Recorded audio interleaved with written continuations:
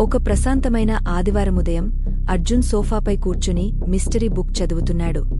అయితే అకస్మాత్తుగా పక్కింటి నుండి గట్టిగా అరుపు వినిపించింది. నా డైమండ్ హారం పోయింది, ఎవరో దొంగలించారు అని రావుగారి భార్య అరిచేశారు. మన జూనియర్ డిటెక్టివ్ అర్జున్ వెంటనే అక్కడికి వెళ్లాడు. నేను విచారణ చేసి మీ హారం వెతికి కనిపెడతాను అని అర్జున్ అన్నాడు.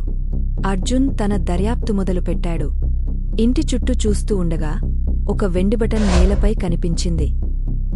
పక్కనే ఉన్న కిటికీ తెరిచి ఉంది. తోటలో పాదముద్రలు కనిపిస్తున్నాయి. ఎవరో ఇక్కడికి వచ్చి హారం తీసుకుని పారిపోయారు అని అర్జున్ అనుకున్నాడు. అర్జున్ వెనుక ఉన్న తోటలోకి వెళ్లాడు. అర్జున్ చుట్టూ పరిసరాలను జాగ్రత్తగా చూస్తున్నాడు. గేటు దగ్గర చినిగిన హ్యాండ్ గ్లోవ్ కనిపించింది. అర్జున్కు తోటమాలిపై అనుమానం వచ్చింది. ఈ దొంగతనం తోటమాలి చేశాడేమోని అర్జున్ అనుకున్నాడు. అర్జున్ తోటమాలిని ప్రశ్నించడం మొదలుపెట్టాడు. ఉదయం 10 గంటలకి మీరు ఏం చేస్తున్నారు, ఎక్కడ ఉన్నారని అర్జున్ అడిగాడు. నేను తోటలోనే ఉన్నాను, మొక్కలకు నీళ్లు పోస్తున్నానని తోటమాలి సమాధానమిచ్చాడు. నీళ్లు పోస్తున్న సమయంలో ఎవరైనా ఇంట్లోకి వస్తుండగా చూశారాని అర్జున్ మళ్లీ అడిగాడు. తోటమాలి కొద్దిసేపు ఆలోచించి ఇలా అన్నాడు. అవును, ఆ సమయంలో ఒక డెలివరీ బాయ్ ఇంటి నుండి బయటికి వెళ్తుండగా చూశాను. అర్జున్కి డెలివరీ బాయ్పై అనుమానం వచ్చింది. అతనే ఈ దొంగతనం చేశాడేమో అని అనుకుంటున్నాడు అర్జున్. సీసీ కెమెరాలో డెలివరీ బాయ్ ఇంటి నుండి వెళ్తున్న వీడియో చూశాడు. కాని డెలివరీ బాయ్ షర్ట్కి వెండి బటన్లు లేవు. డెలివరీ బాయ్ దొంగ కాదని అనుకున్నాడు అర్జున్. ఆ తర్వాత అర్జున్ దొంగని కనుగొనేందుకు అన్ని మార్గాలు ఆలోచిస్తూ ఉన్నాడు. అర్జున్ రావుగారి హాల్కి వెళ్లాడు.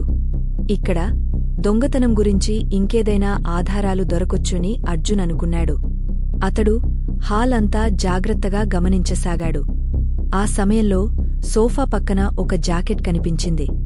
ఇది రావుగారి కొడుకిదేమోని అర్జున్ అనుకున్నాడు. అర్జున్ ఆ జాకెట్ తీసుకుని జాగ్రత్తగా చూశాడు. జాకెట్కి వెండిరంగు బటన్లు ఉన్నాయి కాని ఒక బటన్ లేదు. అర్జున్ ఒక్కసారిగా ఆశ్చర్యపోయాడు. ఇంటికి బయట నేలపై నేను చూసిన బటన్ ఇదే కాబోలుని అతడు భావించాడు. అప్పుడు అర్జున్కు అన్నీ స్పష్టంగా అర్థమయ్యాయి. డైమండ్ హారం తీసుకున్నదెవరో నాకు తెలిసిపోయింది. అది రావుగారి కొడుకేని అర్జున్ గట్టిగా చెప్పాడు. రావుగారి కొడుకు తన తప్పు ఒప్పుకున్నాడు.